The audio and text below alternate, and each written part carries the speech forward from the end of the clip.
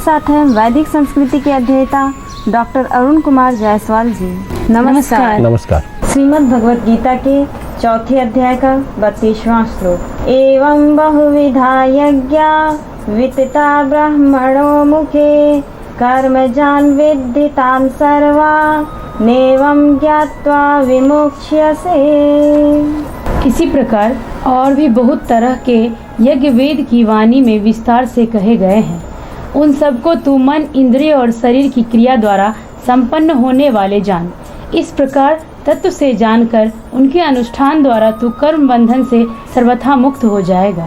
लोगों का कहना है कि हमारा तो जन्म जन्मांतर का रिश्ता है। यह कहना क्या बड़े गर्व की बात है। मनुष्य का सुंदर भविष्य क्या है? शादी, बच्चा, पद, प्रतिष्ठा या अपने स्वरूप में प्रतिष्ठा। भगवान इस श्लोक में कहते हैं कि यज्ञ के बहुत प्रकार हैं, जिसे वेदों ने विस्तार से कहा है। भांति भांति के यज्ञ जो मन, शरीर और इंद्रियों की क्रिया के द्वारा संपन्न होते हैं, इन यज्ञों को करने से तू कर्मों के बंधन से मुक्त हो जाएगा। यहाँ यज्ञ से क्या तात्पर्य है? यज्ञ है निष्काम कर्म, जहाँ ममता नहीं है, जहाँ आसक्ति नहीं है, आसक्ति का दोष नहीं है, जहाँ संग दोष का सर्वथा परित्याग है। आसक्ति का मतलब मोह ही नहीं है, आसक्ति का मतलब द्वेष भी है। जहाँ आप खड़े रह जाएं, जहाँ आप चिपके रह जाएं, किसी कारण से वह भी आसक्ति है, चाहे आप किसी कारण से चिपके हों। जहाँ आप यात्रा में रुक जाएं, वहीं रमने लगे, रुकने लगे। जहाँ आप चिपकने लगे, जहाँ आपके जीवन का प्रवाह ही रुक जाए, जहाँ आप चल ही नहीं सके, वह सब है आसक्ति। आसक्ति के दो रूप हैं, राग और द्वेष। राग में आप ठहरे हुए हैं और द्वेष में भी आप ठहरे हुए हैं, रुके हुए हैं। तो आसक्ति और मोह के कारण आप बार बार जन्म लेते हैं।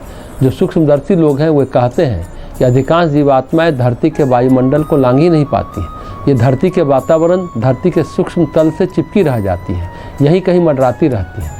प्रायः 80-90% जीवात्मा अपने ही घर में पैदा हो जाती है, फिर जन्म लेती है, फिर पैदा होती है, फिर मरती है, फिर पैदा होती है।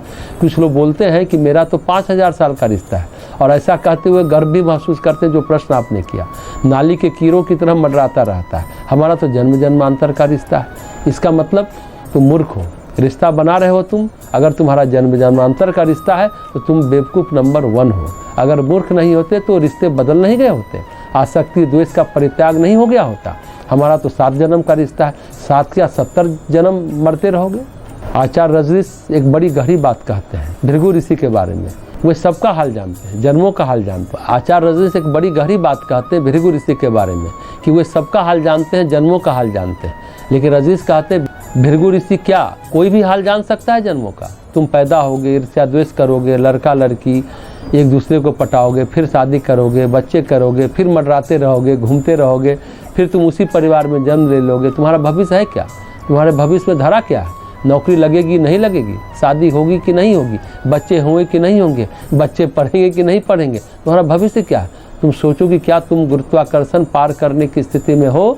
तुम्हारा भविष्य ऐसा है जिसमें कि कुंडली जग गई, अंतर्ज्ञान हो गया, ब्रह्मांडीय चेतना से संपर्क हो गया, अपने स्वरूप में स्थित हो गए। नहीं तो तुम्हारा भविष्य तो है ही नहीं। तो भृगु ऋषि के लिए बड़ा आसान है तुम्हारा भविष्य बताना। ऐसा रजनीश कहते हैं, वे बता देंगे तुम पिछले जन्म में ये थे, अगले जन्म में वो हो गए, फलाने से तुम्हारी शादी होगी, पत्नी तुमको मारेगी, पत्नी को तुम मारोगे। भृगु ऋषि के लिए क्या समस्या है? कोई समस्या नहीं है भाग्य बताने में। कभी राहु खराब, कभी केतु खराब, बस सब खत्म। अरे भविष्य तो तब है जब तुम्हारी शादी नहीं होगी, तुम तत्व ज्ञान को प्राप्त करोगे, तुम तप करोगे तो तुम्हारा भविष्य उज्जवल है। पर ऐसा भविष्य किसी का होता नहीं। कोल्हू में चलने वाले बैल का भविष्य क्या है? एक चक्कर लगाएगा, फिर दूसरा चक्कर लगाएगा, फिर तीसरा चक्कर लगाएगा, फिर चौथा चक्कर लगाएगा, 8वां चक्कर भी लगाएगा। कोल्हू का बैल है, चक्कर लगाता ही रहेगा। जीवात्मा भी कोल्हू के बैल की तरह हजारों लाखों चक्कर लगाती रहती है। पहले भी चक्कर लगा कर आई है, फिर चक्कर लगाएगी और आगे भी लगाते रहेगी। तुम्हारा कोई भविष्य नहीं है। भविष्य तो तब है जब उस चक्र का चक्र टूटे। भविष्य तो तब है इस चक्र के चक्रवात से मुक्ति मिले। जब तक ये नहीं तब तक कोई भविष्य नहीं। भगवान पूरी गीता में कर्म बंधन के जो स्वरूप समझाते हैं, कर्म बंधन से मुक्ति की बात कहते हैं कि तुम यज्ञ करोगे तो बंधन से मुक्त हो जाओगे। यज्ञ जो है श्रेष्ठतम कर्म है, शास्त्र ऐसा कहते हैं, क्योंकि यज्ञ आसक्ति मुक्त कर्म है। अगर यज्ञ में भी आसक्ति है, कर्मकांड भरपूर होता है, भावना नहीं है, आसक्ति का त्याग नहीं है, तो वह यज्ञ भी तुम्हें मुक्ति नहीं देगा। आसक्ति के कई रूप हैं। पत्नी आसक्त है पति में, पति आसक्त है पत्नी में। आप घर बनाओ 3 मंजिल का या कोई आश्रम बनाओ, हो आप गृहस्थी, गृहस्थी का त्याग कहाँ हुआ? मंडलेश्वर बन गए, महामंडलेश्वर बन गए। शंकराचार्य परेशान है अपनी पीठ के लिए। आसक्ति ना हो तो कोई परेशान होगा क्या? नहीं होगा। तो जो हमें मिल गया वो हमारा था, जो हमें नहीं मिला वो हमारा नहीं था, फिर क्यों परेशान होंगे? ये सब क्या है? सामान्य गृहस्थ से बड़े गृहस्थ। तो रजनीश कहते हैं भृगु ऋषि के लिए यह सब बहुत आसान है भविष्य बताना ऐसे व्यक्तियों के लिए, पर जो यज्ञ जीवन जी रहा है वह कदम कदम पर आसक्ति के बंधन तोड़ रहा है, मुक्त हो रहा है, अनासक्त हो रहा है। कहते हैं ऐसे व्यक्ति कर्म के बंधन से मुक्त हो जाते हैं।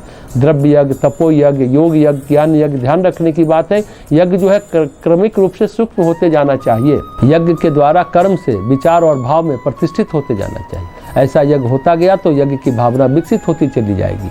अगर यज्ञ स्थूल तक ही सीमित है तो यज्ञ आपकी क्रिया में है, भाव में नहीं आया। लेकिन यज्ञ स्थूल से सूक्ष्म तक जा रहा है तो इसका मतलब है कि आप यज्ञ के तत्व ज्ञान को जानने लगे हैं। अगर यज्ञ के तत्व ज्ञान को जानने लगे हैं तो यज्ञ करते हुए आप कर्म बंधन से मुक्त हो जाएंगे। श्रीमद् भगवद गीता के 4 अध्याय का 35वां श्लोक। श्रेयान् द्रव्यमयाद्यज्ञात् ज्ञान यज्ञः परन्तप सर्वं कर्माखिलं पार्थ ज्ञाने परिसमाप्यते। हे परंतप अर्जुन, द्रव्यमय यज्ञ की अपेक्षा ज्ञान यज्ञ अत्यंत श्रेष्ठ है तथा यावन मात्र संपूर्ण कर्म ज्ञान में समाप्त हो जाते हैं। सकाम और निष्काम कर्म के परिणाम में क्या अंतर है? हमें भी यह बताएं, ब्रह्मज्ञानी पुरुष के सेवा का फल क्या होता है? क्रमिक रूप से यज्ञ जो है, यह जीवन जो है क्रमिक रूप से सूक्ष्म होता जाता है, सकाम कर्म से निष्काम कर्म तक। यज्ञ का मतलब है निष्काम कर्म। सकाम कर्म में क्या होता है? मनुष्य बाहिर्मुखी होता है, अंतर्मुखी कभी नहीं होता। सकाम कर्म करते हुए आप कभी अंतर्मुखी हो ही नहीं सकते। चाहे शंकर जी की उपासना करें, चाहे पीपल की परिक्रमा करें, चाहे गायत्री जपें। एक गांव में कुछ लड़कियां ऐसी थी कि बस शादी हो जाए इसलिए गायत्री का 1.25 लाख अनुष्ठान करती हैं। उनकी गायत्री उनके लिए कोई आध्यात्मिक उन्नति थोड़े ही करेंगी, वे शादी के लिए जप रही हैं। उनका सारा दिमाग शादी में लगा रहेगा। जितने तरीके के सकाम कर्म होते हैं मनुष्य उतने तरीके से बहिर्मुखी होता है। जैसे ही कर्म में निष्कामता आती है, हृदय में इदम नमम का भाव आता है, वैसे ही व्यक्ति अंतर्मुखी हो जाता है। फिर कर्मिक रूप से वह स्थूल से सूक्ष्म होता जाता है।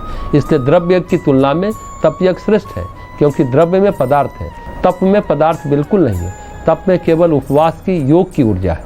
तप यज्ञ की तुलना में योग यज्ञ श्रेष्ठ है। तप से आदमी निष्कल्मश हो गया, योग यज्ञ से भगवान से मिल गया। तप में चित्त शुद्ध हो गया, योग से चित्त का विलय हो गया।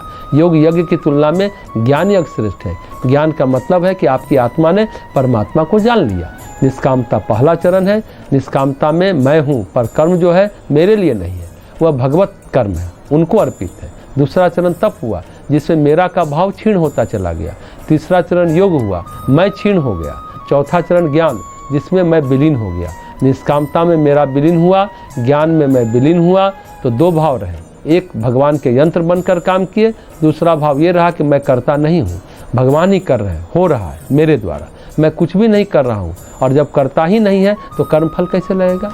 दुर्जन सिंह नाम का एक डाकू था। डाका डालता, लोगों को मारता पीटता, परेशान करता। उसके गांव वाले आसपास के लोग उससे बहुत भय खाते थे। एक बार दुर्जन सिंह बीमार हो गया, बड़ी परेशानी हुई, कोई करे नहीं, कोई पत्थर मारे, असहाय हो गया, लाचार हो गया।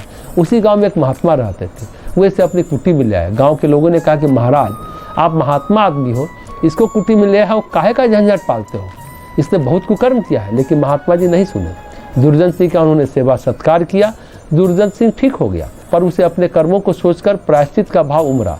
तो उसने कहा कि और काम तो मैं नहीं कर सकता, बस आप अपनी सेवा का अवसर मुझे दीजिए। महात्मा ने भी कहा कि तुम यहीं पर रहो। इस कारण शुरू में लोग महात्मा जी के पास आना बंद कर दिए, लेकिन धीरे धीरे महात्मा जी का आचरण ऐसा हो गया कि लोग आने लगे। दुर्जन सिंह सेवा टहल कर देता, लोगों को पानी पिला देता। शुरू में लोगों को बड़ा अचरज हुआ, पर बाद में उसको अपना लिए। महात्मा जी बाद में मर गए। अब दुर्जन सिंह को कुछ आता जाता नहीं था, महात्मा जी को खाली याद करता, याद करते करते वह भी मर गया। अब उसकी आत्मा यमलोक गई। चित्रगुप्त ने कर्म का हिसाब किताब किया। यमराज ने कहा कि अंत में जिसको सोचता हुआ मरा है, इसे उसके पास भेज दो, जहाँ इसका अंत में चिंतन है वहाँ इसको जन्म दे दो। चित्रगुप्त जी ने कहा इसने महात्मा का चिंतन किया था, लेकिन अब तो महात्मा तो कहीं है ही नहीं, महात्मा जी तो ब्रह्मलीन हो चुके। अब इसको नियमानुसार कहीं भेजना है तो इसे ब्रह्मलीन करना पड़ेगा महाराज, और कुछ नहीं किया जा सकता। यमराज ने कहा कि ऐसा करो कि इसके जो पिछले पाप है इसके लिए इसे कुछ दिन नरक में डाल दो, जब नरक की आग में यह शुद्ध हो जाएगा तब इसे हम ज्ञान दे देंगे। तो भगवान के 12 लोकों में 12 कारक पुरुष हैं। पुराणों में मिलता है कि 14 लोक 14 भुवन, जिनमें 7 लोक ऊपर के एवं 7 लोक नीचे के। यहाँ पर 12 कारक पुरुष हैं, जैसे पाताल लोक में प्रहलाद है। ये जो आत्माएं वो वहाँ पहुँच जाती है, योग्य आत्माएं होती हैं, उनको ये लोग ब्रह्म ज्ञान का उपदेश देते हैं, गुरु का काम करते हैं। तो ये भगवान के द्वारा नियुक्त हैं, गुरु हैं। यमलोक में यमराज गुरु हैं, उनकी नियुक्ति वहाँ गुरु के रूप में हुई है। कोई ऐसी आत्मा जिसे यमराज उपयुक्त समझते हैं, वे उसे ब्रह्म ज्ञान का उपदेश दे सकते हैं। नियमानुसार दुर्जन सिंह डाकू था, उसको किसी के घर पैदा किया जा सकता था। वह थे महात्मा, क्योंकि उन्हीं का चिंतन किया था। पर महात्मा तो थे ही नहीं, वे तो विलीन हो चुके थे परमात्मा में। लेकिन दुर्जन सिंह के बहुत दुष्कर्म थे, बहुत सताया था उससे लोगों को। कर्मों का दंड भी जरूरी था। तभी यमराज ने कहा कि इसे पुनः पैदा तो नहीं किया जा सकता, लेकिन इसे नरक में डालो। कर्म दंड भोगने के बाद जब ये पूरी तरह शुद्ध हो जाएगा तो मैं ही से ब्रह्म ज्ञान दूंगा।